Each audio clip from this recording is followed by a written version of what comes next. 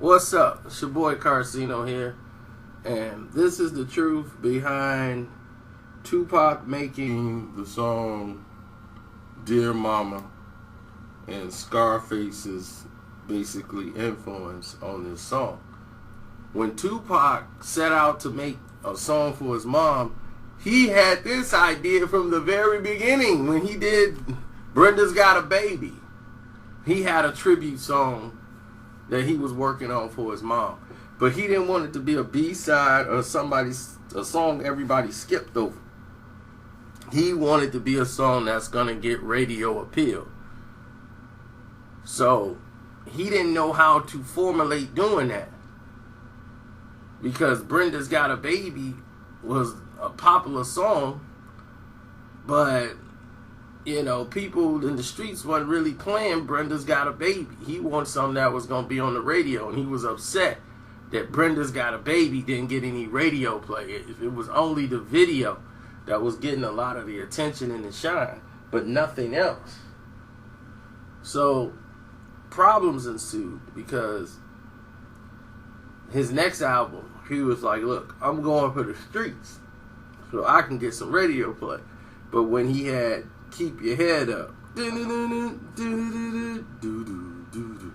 he was like, man, that's the beat I should have used, but that was the format when I came out with Keep Your Head Up and I Get Around and all that stuff.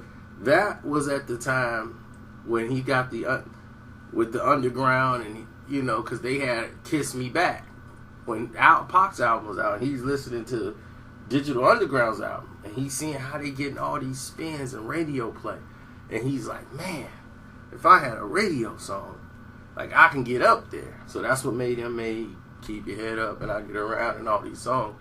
So he's starting to think about, okay, this is how I could do the song for the brothers in the streets, then I could do some songs for the girls too and the ladies. So it's not always hard, but even if I'm talking to the brothers, they gonna feel me. That was his goal. So in 1992, they heard My Mind's Playing Tricks on Me from Ghetto Boys, and he was with MC Breed, and they were supposed to do a show with Ghetto Boys supposed to be on one of the cars, and he was excited because he wanted to meet the Ghetto Boys.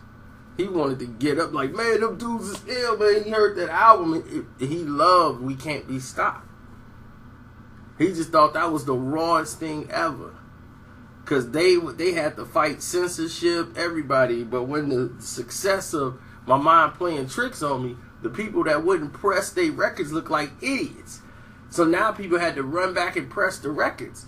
And they did that with basically no radio play, nothing, until My Mind Playing Tricks came out. They couldn't get airplay.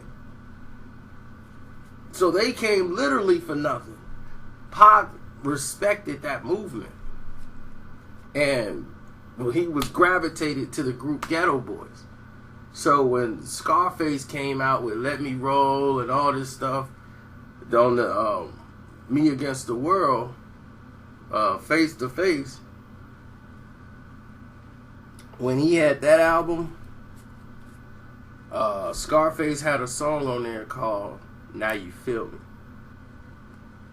And when Now You Feel Me came on, that was it.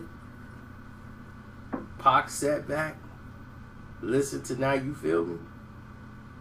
1993, he heard Now You Feel Me by Scarface and said, that's it. I know how I'm going to do my song. He freestyled just talking about his mama while that song was playing.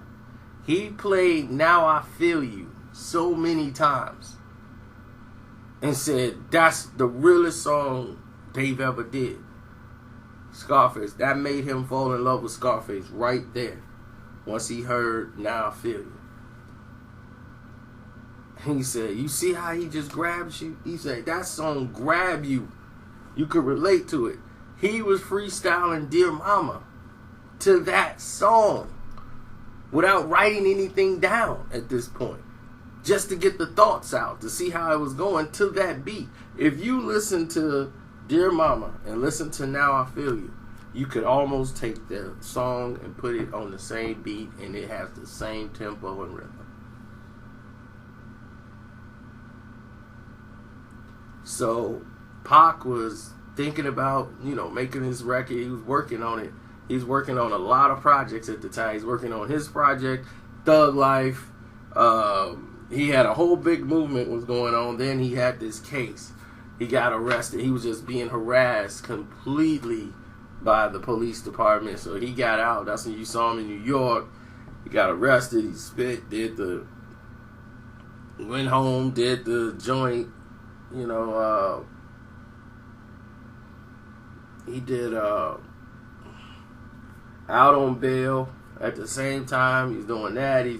He's writing for the album for Me, which would end up being Me Against the World. He had already had like 30-something songs done for his other album, which was Thug Style. Then he's got Thug Life album coming out. Then he had to like make some songs, retrospective to sell. But he was penning out that song Dear Mama, period. Dear Mama was basically going to be on Thug Life album. Shoot, it was something else. So, of course, he's sitting down and writing Dear Mama, sitting down in the bathroom, writing rhymes. And most of his rhymes he wrote in the privacy of his own. He'll go in a room and just by himself where he can have space, and then he'll let people hear it as he rapping. He'll come out and rap some of it, and they'll be like, oh, it's coming along. I likes that. So that's basically how the song was made. That's what makes people don't understand is that's what you're supposed to do as an artist. You're not supposed to stay stagnant. You're supposed to grow. All music change. Jazz change. You're not supposed to do it exactly like someone else do it. You could use it as motivation. You could use it as creative art, art to just basically as an extension of yourself. And that's what it's for. It can give you ideas to create something of your own. Somebody listen to a song from 1980 and be like, man, let me try to do this. Like Bruno Mars, he listened to a song back in the 80s, like a pop rock song. Rock changed. Rock didn't used to be that way. It became pop rock, rock and roll, soft rock, classic rock. Rock changed. Metal changed.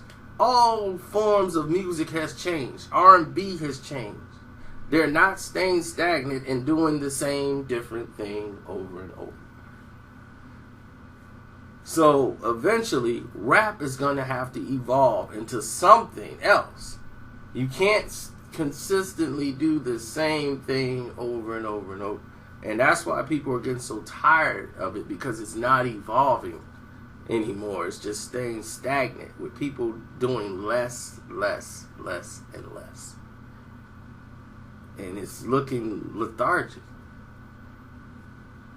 Now, I'm all for somebody making a new song, using a new style, and they're adding something to the culture or adding something to the art. I don't want to see somebody emulate the next man to the T and no creativity to it whatsoever. So it's almost plagiarism. That would be a crime. And see, that's what made Tupac such a genius, is that he could listen to the old soul sounds. He could listen to a rock song. He could write to anything and make it work. So Tupac's spirit, as far as how he rhymes and how he work with people and how he work as far as his work ethic, people didn't understand him because you just saw an image of Pac. You saw him, you think Pac just kick it, party 24 hours a day, not getting anything done. When he came out of prison, it changed him. He didn't want to waste any more time. He wanted to work. He wanted to build something. Because he didn't want to go back to jail. Period. He was just sick of that. He grew out of a lot of things, but then he got sucked into another type of life, which kind of pulled him away from what he was originally supposed to be working on.